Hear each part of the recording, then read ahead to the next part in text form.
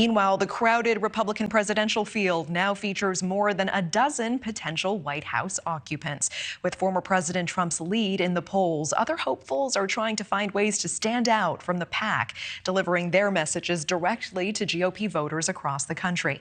Now, one of those candidates is tech entrepreneur Vivek Ramaswamy, and he joins us now on NewsNation Prime. Vivek, thank you so much for your time. Thanks for being here. It's good to be here. Let's talk about the campaign trail. Recent polls do have you trailing behind former President Trump, Governor DeSantis, as well as a few other candidates. What is your plan to make up this ground? Well, look, actually, the recent polls have me in third place of the last several polls done in the last week. That's drastically different than where we began at literally 0% several months ago. So I think that I'm on pace to win this nomination just as Trump did in 2015. I'm ahead in July of 2023 where Trump was in 2015. I think the key is, though, the debate stage. I've qualified for the debate stage. The first debate's on August 23rd. I think that really changes the dynamic of the race to focus on what we stand for and why we stand for it. That's what we need to do a better job of in the Republican Party. Our campaign's already leading the way in defining that agenda. I'm in this race. Too long our party has been running from something.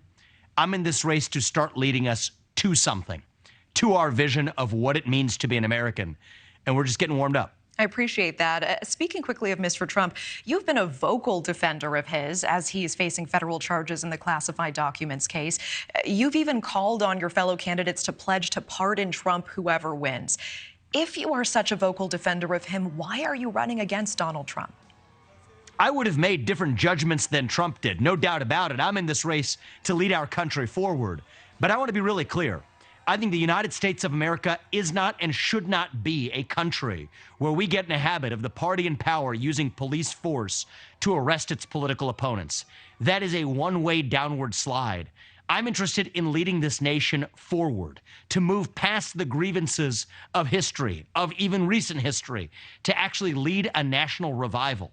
I'm deeply worried, Natasha, that we are taking steps towards a much-discussed national divorce.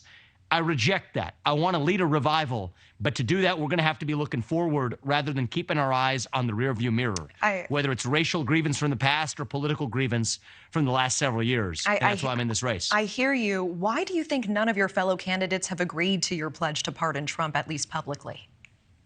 So actually, my demand of them was to either state their reasons why not, or else to actually stand where they would on a pardon. I think a big part of the reason why is the donor class in the Republican Party has advised many candidates, myself included, to stay away from this issue. I reject that. I think that the way we should actually move forward as a country is through honesty and transparency. So if a fellow candidate in this race has a different perspective on that issue, or any other for that matter, let's have at it in the open. That's good. We address progress in this country through free speech and open debate. But I think one of the things that has corrupted the political process, you know, this used to be a left-wing slogan before. I think the conservative movement today can embrace the same thing. We should want to keep the influence of mega money out of politics. And I think the more Republicans embrace that this cycle, the more successful we're going to be. I'll say this, that if I'm the nominee, I'll challenge Joe Biden in the general election to say that we should both have a handshake deal to turn away super PAC money. My bet is Joe Biden will not take me up on that. For now, I'd also make that same offer to my fellow contenders in the Republican primary. But I think that that's actually going to be a good thing for our party to have at it in the open without the influence of money in the process. Yeah, and Vivek, with the time we have left, another fellow candidate, Florida Governor Ron DeSantis, enjoyed a lot of buzz early on, but Mr. Trump currently has a double-digit lead in the polls. Do you agree with the topics the DeSantis camp is currently choosing to focus on? I think one of the differences between Ron DeSantis and I, we've had similar focuses on cultural threats to American identity, but the way I want to address those cultural threats, wokeism, gender ideology, climate ideology, is by filling a vacuum of purpose at the heart of the American soul. What I think right now is we're in the middle of a national identity crisis. I'm the first millennial ever to run for the GOP nomination for president, and I can tell you my generation is hungry for a cause, for purpose and meaning. So my way of addressing the cultural challenges isn't to play whack-a-mole. It's to fill that vacuum with a vision of what it actually means to be an American today. It's a fundamentally different approach than Governor DeSantis is taking.